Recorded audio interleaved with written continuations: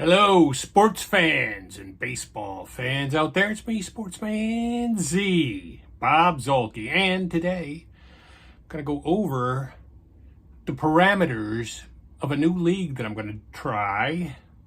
I say try because I have tried and failed to complete baseball seasons in the recent past. However, the difference now is I am retired, and so I should have the time to finish this league. So let's get right into it.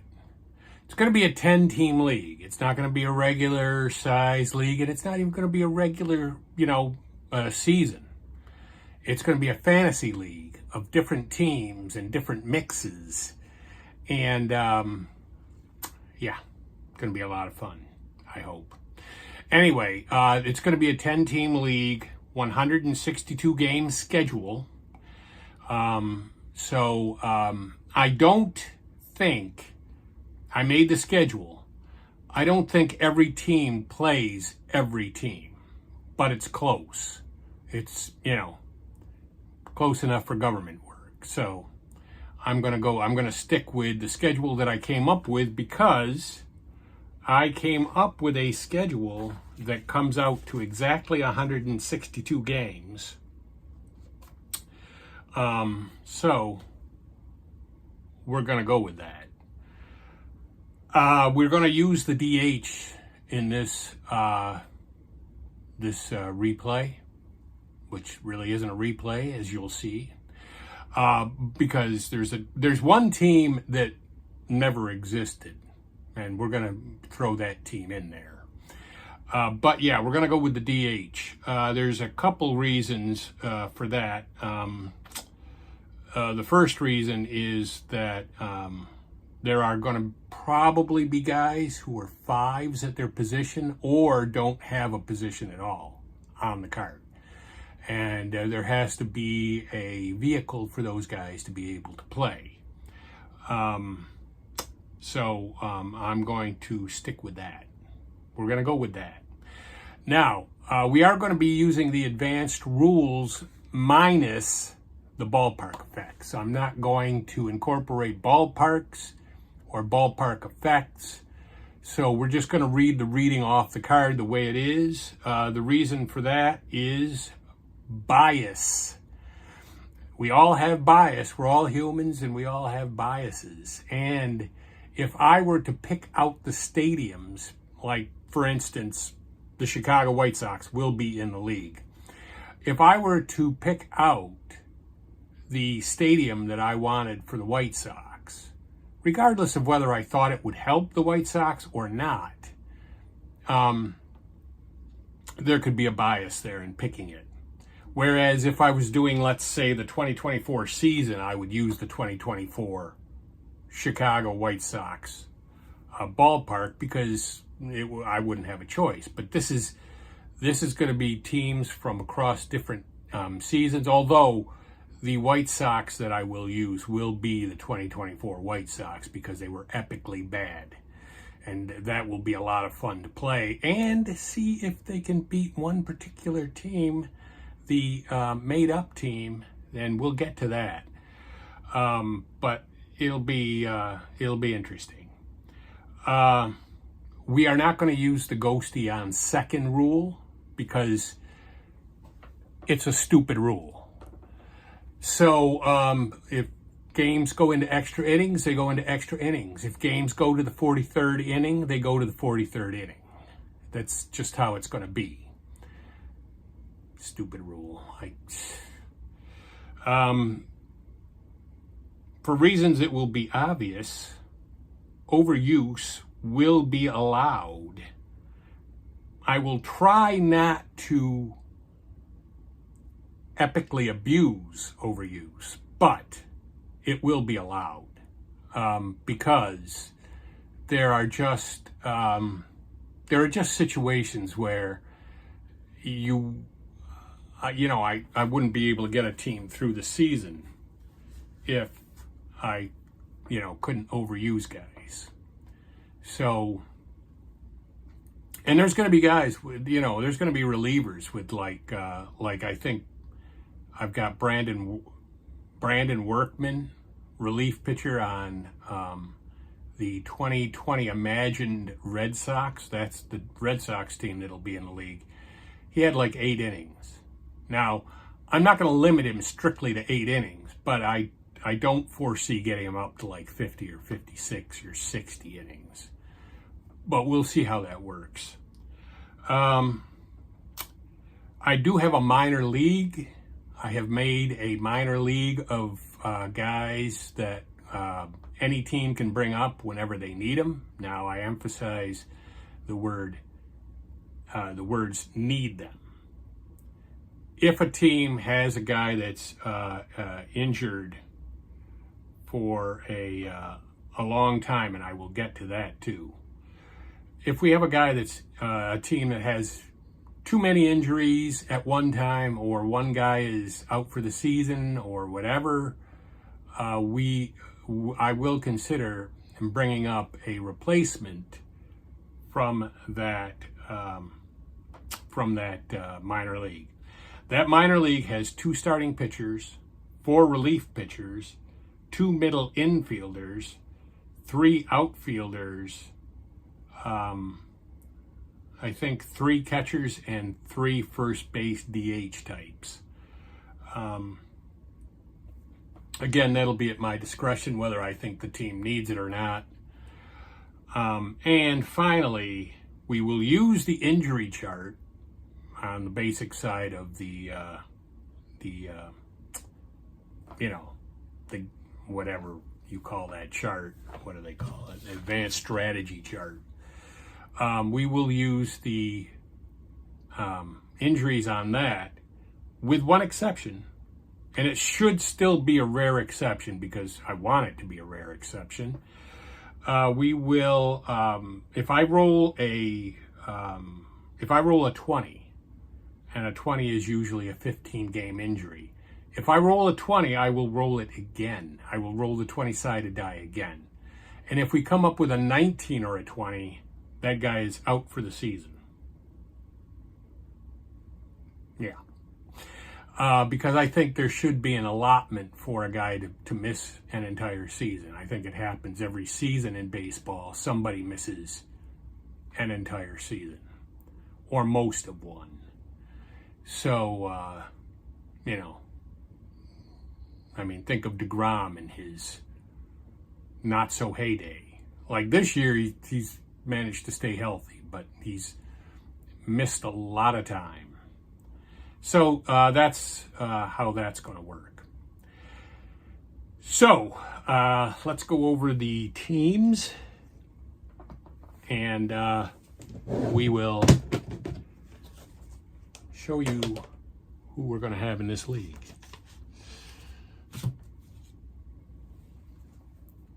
The first team will be, and for these teams that are not made-up teams, and there's only one made-up team, for the teams that are not made-up teams, I will not go through the cards because you can look at the records of the teams and the players themselves.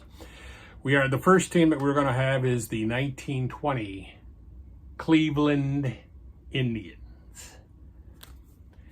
They are from the dead ball era, Diamond Gem set, and we will have them. We will also have the 2017 New York Yankees. They will be in the league, and again, I'm not going to show the cards. You can go look up probably the cards if you have these particular sets, or their record. The 2024 Cardinals, who won 83 games, according to this, we will have them in the league, or the 2024. Did I say 2023? 2024 Cardinals. So they will be in the league. As I mentioned before, the 2020 Imagined Boston Red Sox, the Bobos, we're going to have them in the league. We will have the 2024 San Francisco Giants. They will be in the league. They won 80 games. We're going to have the 2024 Phillies, the downtown Phillies, or as they like to say in Philadelphia, Center City. I don't know why. And we will have the 2024 New York Mets. They were a pretty good team. They won 89 games. Going to have Alonso and the boys on that team. We will have the 2024 Cubs. Now, there's a lot of 2024 teams in here. They make up probably 50 or 60% of the league, just because that was the easiest thing for me to do. As I mentioned before, at one point in one of my videos, I think, I did get some water damage to a lot of the cards. So, you know, I had to go with cards that are not damaged, and so these are the cards that are not damaged. And the 2024 White Sox, they're in the league mainly because they were terrible. They won 41 games. They were 41 and 121. Now, we are going to take a quick look at the made-believe team that's going to be in the league, and that is going to be the Washington Senators, we're going to call them. But this was a team that, if you're familiar with the personalized cards, I took my stats from a very bad team that I played in the Elmwood League. And again, you know, I have videos about the Elmwood League. And I will put one up later once that season is finished, so you can see how everybody finished in that league this year. But anyway, I digress. I had a terrible team in 2008. And my Washington team in 2008 was 50 and 112. And it had the hitting and the on base percentage in the lineup is not too bad. It's not crazy bad, but the pitching is absolutely abysmal. It's worse than the White Sox. I mean, at least the White Sox have Crochet. But we're going to see what happens there. And also, that reminds me, before we get into that, as far as, remember when I said overuse, I won't, ridiculously overuse people. There is a small caveat to that, and that is the starting pitching. That is because I am a man of the 80s, and I liked when pitchers would go 7 or 8 innings if they were still effective. So, in the case of somebody like Crochet, who the White Sox kept taking out after 4 or 5 innings, I'm not going to do that if he's pitching well. If he's pitching well, I'm not taking him out. So, and that probably gives you an indication I am going to ignore the Strat-O-Matic game overuse rules.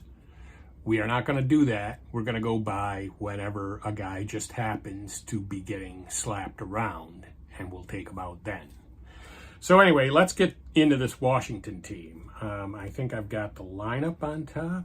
Let me see, do I? No, not really. I have like a whole bunch of, all right, I have the position players on top. But anyway, first guy is going to be Dave Roberts. Dave Roberts, the manager of the Dodgers, but this was in his playing day, his heyday. Greg Norton. We got a little Greg Norton signing. I'm not going to show you the back of the card, the advanced side. As you can see, it does have an advanced side. I'm just not going to show you that because the stats are on the front. And, but we are going to play advanced, and that team does come with advanced stats. And again, I sent Strat-O-Matic for every guy that you're going to see on this team. I sent them stats. I sent them, that sheet that you fill out that says, I'm a righty, I'm a lefty, I hit lefties better than righties, I had this many home runs, this many doubles, blah, blah, blah. I sent all of that stuff for every one of these players to Strat-O-Matic, and they made the personalized cards for that team. Next we have Kevin Youkilis. And again, if you want to see the stats, I hope I'm holding them close enough, but you can, check it out. Ryan Spilborghs, he is going to be on the team. He hit .256 with 20 home runs in 531 at-bats. Again, the hitting is not that terrible. We've got Scotty Rowland. So let's take a look at Scott Rowland. Now, I made him when I sent in the stats, I made him a third base 3. That was based on what he actually did. I don't know if the card said he was a 1, but based on the errors and whatever, he wasn't. The next guy we got, here's a blast from the past, Nyjer Morgan. Everybody loves a little Nyjer Morgan in their lives. He was a stealing A. He stole 10 bases and was caught twice, so that's 80%. And he only had 102 at-bats, so yeah, he would have been an A. Ryan Theriot. How about that guy? You remember him? Yeah.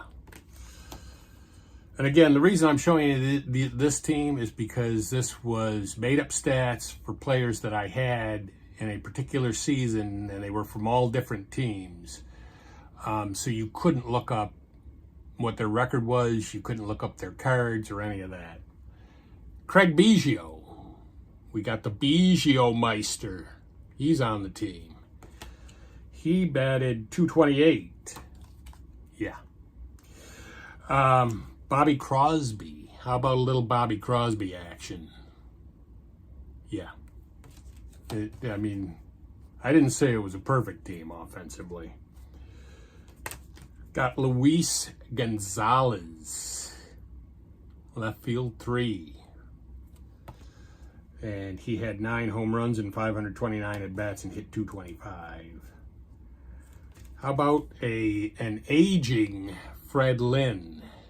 I had Fred Lynn on my team, and he's probably not happy about it. He hit .243 and 152 at-bats. Danny Ricard, former White Sox guy. So yeah, there we go, Danny Ricard. He's on the team. Second base 2, shortstop 4. Benji Molina was one of my catchers. So there he is. Jeff Cirillo. Everybody remembers Jeff Cirillo, former Milwaukee Brewer. Josh Willingham. Now, he was an actual Washington National, I guess you would say, because that's what he was. So he was actually on Washington, or, more known for Washington. If there were other teams, I don't even remember because he's not that memorable. We have Willie Mo Pena. Nice. Got the Willie Mo Pena, man. He hit .257 and 179 at-bats. Now, here is where we get into the pitching, and I think that, yes. So these are going to be all the pitchers. And we have Jeff Subban leading it out. He had a 702 earned run average. 702. We got Roy Halladay. I named him Doc Halladay just because that's cool. But even he really wasn't very good in this mixed league of the Elmwood League. He had a 502 earned run average. Doug Davis. Doug Davis with the mighty 680 earned run average. Again, these were stats that they really put up for me. The next guy, next starter, Matt Belisle.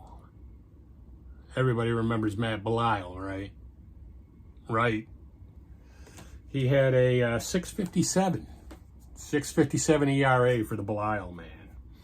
Now, here's my boy, John Danks, former White Sox. Had like a 532? Was that what it said? 532 earned run average. He was 7-11 with a 532. That's a pretty good record for a 532 ERA. Now we're getting in the bullpen. Long reliever Josh Towers. Now there will be some relievers who were good, and they're going to need them. But Josh Towers had a 4.81 ERA. He was not one of those. And he did spot start. We have a little Jason Frazier action, and he had a 268 earned run average. So he might be, a guy you would want to bring in. He struck out 93 guys in 91 innings. Next we have Kyle Farnsworth, who pulled down the good 466 earned run average. He had no saves and he was 3-3. Here we go. Bob Wickman, 622 earned run average out of the pen. And he had 15 saves. 15 saves with a 622 earned run average. You got to have some kind of luck on your side for that. And finally, Solomon Torres will round out the bullpen. He had a 366 earned run average, gave up 73 hits in 76 innings, not too shabby, and he struck out 69. So, him and like Frazier will be the guys to come in when this team has a chance to win. But you can see why I would say that the 2024 White Sox have a ghost of a chance of beating those guys, because as bad as the White Sox offense was, that pitching on Washington will make them better. And like I said, they do have some guys who could pitch a little bit, and then they have Crochet who could pitch. So those are the parameters of my league. That is what we're going to do. I have scorebooks on the way that I have ordered off of Facebook from Paul Barone. If you need a scorebook, look him up. I think he's on the Strat-O-Matic marketplace and under Paul Barone. So just type that in if you need that. I get my scorebooks from him. I will mention, and I have mentioned to Kurt Berglund, I watched his video on how he keeps score with composition books. And he just writes in a composition book. He'll write 1, 2, 3, 9 right across, and then he writes in how they did. Now, I'm not doing that. It would be less expensive for me to do that, but the reason I'm not doing that is because I've seen those scorebooks after everything is filled in, and for me, personally, they look a little too messy. And I'm sure that mine would look a little too messy.